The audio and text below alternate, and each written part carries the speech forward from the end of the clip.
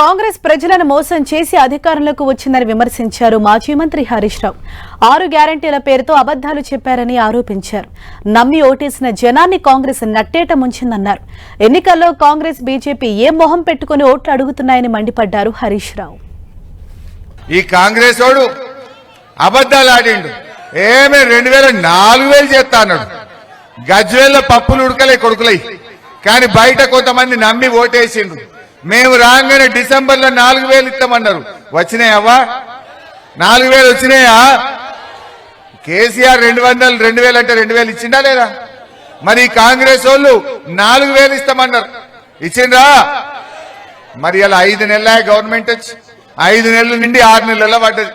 6 నెలలైనా ఇంతవరకు పెన్షన్ పెంచలే. అంటే ఒక్కొక్క అవ్వకు తాతకు ఈ కాంగ్రెస్ వాడు 10,000 రూపాయలు బాకీ పడ్డాడు.